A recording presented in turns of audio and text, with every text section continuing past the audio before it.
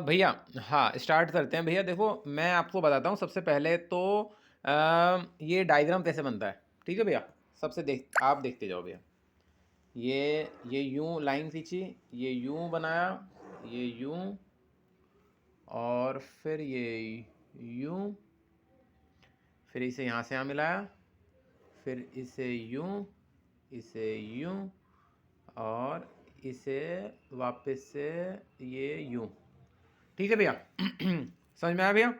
अब मैं आपसे बोला था, मैंने आपको फर्स्ट हाउस, देखो ये है पहला हाउस, ये दूसरा हाउस, ये तीसरा हाउस, ये चौथा हाउस, ये पांचवा हाउस, ये छठा हाउस, ये सातवां हाउस, ये आठवां हाउस, ये नौवां हाउस, ये 10वां हाउस, ये 11वां हाउस और ये 12वां हाउस।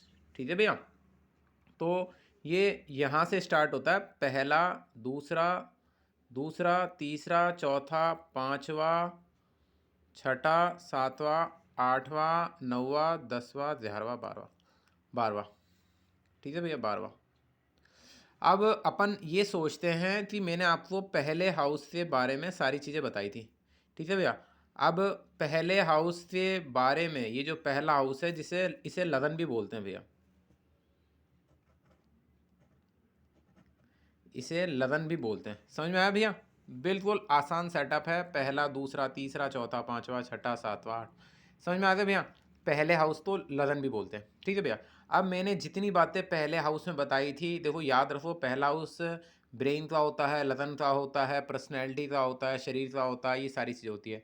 सेकेंड हाउस जो होता है, ये होता है पैसों का होता है, जो मैं इस पे इंडिकेशन कर रहा हूँ, ये वाला जो हाउस है, ये जो हाउस है, ये धन का होता है, राइट आई का होता है, और सबसे जो इम्पोर्टेंट है वो है पैसों का। जब भी कोई भी इम्पोर्टेंट आदमी आपसे पूछेगा कि मेरे पास कितना पैसा है, तो इस पैसे को इससे इंडिकेशन करेंगे अपन को, ये हाउस देखना है, ठीक है भैया? पैसों के बारे में। और थर्ड हाउस किस चीज़ का होता है? भाई बहनों का। सिर्फ मेन चीज़ें याद रखो भैया, ये होता है भाई बहनों का। मैं डीपली और भी बहुत सारी चीज़ें बताऊंगा, ये चीज़ याद रखो, ये होता है भाई बहनों का। और ये जो चौथा हाउस है, ये जो हाउस होता है, ये जो सबसे इम्पोर्टेंट हाउस है, ये ज़मीन जायदाद प्रॉपर्टी और ज़मीन जायदाद प्रॉपर्टी और चेस्ट का होता है, ये याद रखो भैया आप। इससे अपने चेस्ट, कैंसर, फेफड़े, कैंसर, ये सारा चीज़ें होता है, ठीक है भैया? दूसरी बात ये है फिफ्थ हाउस। ये फिफ्थ हाउस संतान का होता है। आप भैया नोट डाउन करना, जो मैं बोल रहा हूँ उस वीडियो को 2-3 बार चला चला कर देख लेना, और मैं जो लाइनें बोल रहा हूँ वो आप लिख लेना पेन पे। वैसे मैंने वो चीज़ें लिखवा दी थी। ये हाउस होता है संतान का, प्रेम का, एजुकेशन का, पढ़ाई का और पार्टनरशिप का, पेट से संबंधित रोग सारे इस पांचवें हाउस से रिलेटिव होते हैं, ठीक है भैया? और ये जो होता है, ये जो सिक्स हाउस है, ये जो हाउस है, ये भैया सारी बीमारियों का जड़ है। ये सारी बीमारियां इसी हाउस से रिलेटिव है, ठीक है भैया? सारी बीमारियां ये सिक्स हाउस से देखी जाती है। और मैंने आपको बताया था कर्जा लेना भी इसी हाउस से रिलेटिव है, कि आपको कर्जा मिलेगा या नहीं मिलेगा, जो भी है, ठीक है भैया? अब ये सेवन्थ हाउस, ये, हाँ, प्रेम विवाह वाला बात कर रहे थे ना, प्रेम विवाह, इस प्रेम विवाह को इससे इंडिकेशन करके देखा जाता है। मैं समझाऊंगा तो कैसे देखा जाएगा, ठीक है भैया? इस आप कॉपी में लिखे हुए पॉइंट वाइज कि पांचवें हाउस को कैसे देखते हैं। फिर ये है सेवन्थ हाउस, ठीक है भैया? ये जो सेवन्थ हाउस है भैया, इस सेवन्थ हाउस में जो सबसे इंपॉर्टेंट रोल है वो है व्यापार, ठीक है भैया? कोई आपसे पूछे कि भैया मुझे बिजनेस स्टार्ट करना है, तो इस हाउस से देखेंगे अपन, ठीक है भैया? दूसरी बात ये है, ये होता है शादी का। कोई बोले कि भैया मुझे शादी करनी है, तो शादी कब है, तो इस हाउस से देखेंगे। बिजनेस, शादी और दूसरी संतान,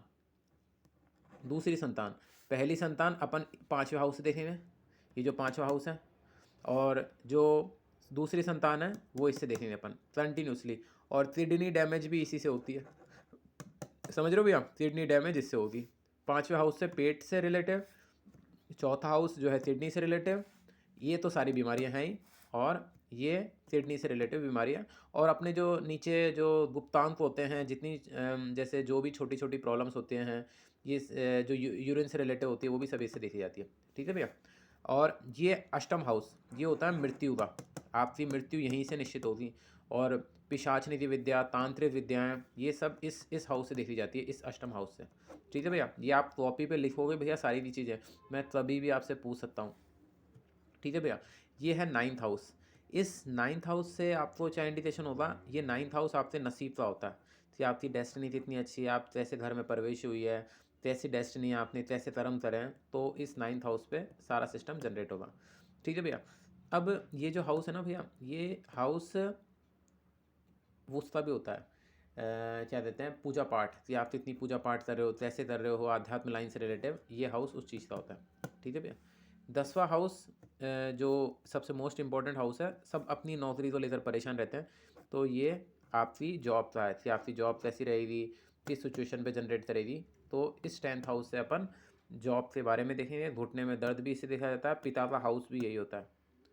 ठीक है भैया, अब आगे आए 11th हाउस। अब 11th हाउस में भैया अपने जो सबसे इंपॉर्टेंट रोल है 11th हाउस में, ये होता है प्रॉफिट। सबसे ज़्यादा इंपॉर्टेंट रोल है इसमें प्रॉफिट, आपका लाभ, आपको प्रॉफिट किस चीज़ से हो रहा है, ये सबसे इंपॉर्टेंट हाउस है। कि आप नौकरी कर रहे हो, सरकारी कर रहे हो, प्राइवेट कर रहे हो, आपका प्रमोशन होगा नहीं होगा, आपकी ज़मीन सेल होने वाली तो उसमें मुझे प्रॉफिट होगा नहीं होगा, नुकसान होगा, मतलब इस हाउस से सारा प्रॉफिट देखा जाता है। समझ में आया भैया? ठीक है भैया, अब जितनी यात्राएं होती हैं ना भैया, आदमी घूमने जाता है, फॉरेन जाता है, तो ये सारी यात्राएं इससे। तो विदेश हाउस जैसे बोल सकते हैं, विदेश विदेश हाउस भी इसे कहते हैं। ठीक है भैया, और जेल जेल भी यात्रा एक तरह की तो जेल जाने के लिए, ठीक है, जेल जाना, विदेश जाना, और कर्जे, कर्ज, लोन, लोन भी यहीं से जनरेट होता है कि आपको लोन मिलेगा नहीं मिलेगा, विदेश आप जाओगे, जेल जाओगे, ये सारा का सारा सेटअप इससे होता है। समझ में आया भैया? और ये अपनी लेफ़्ट आई का हाउस है ये भैया। अगर ये डैमेज हो जाता है तो आँखें पीड़ित हो जाती हैं, आइज़ फिनिश हो जाती है, तो आपको इस चीज़ का ध्यान रखना है। तो मैंने आपको ये पूरा का पूरा सेटअप समझाया। ठीक है भैया, इस जैसे मैंने तो ओरल समझाया, आप लगन से लेकर पहले हाउस, दूसरा हाउस, तीसरा हाउस, चौथा हाउस, ये कॉपी में लिखोगे सारे पॉइंट्स। ठीक है भैया, अच्छे से आपको पता होना चाहिए पहला हाउस कौन सा है, सेकंड हाउस कौन सा है, तीसरा हाउस कौन सा है, चौथा हाउस, पांचवा हाउस, सारे हाउस आपको पता होने चाहिए भैया। ठीक है भैया, आज की क्लास यही है। अब आप ये समझ कर उतारना, रात को मैं पूछूंगा सारे हाउस के बारे में और फिर मुझे डिटेल में बताना, और क्लास कैसी लगी ये भी बताना।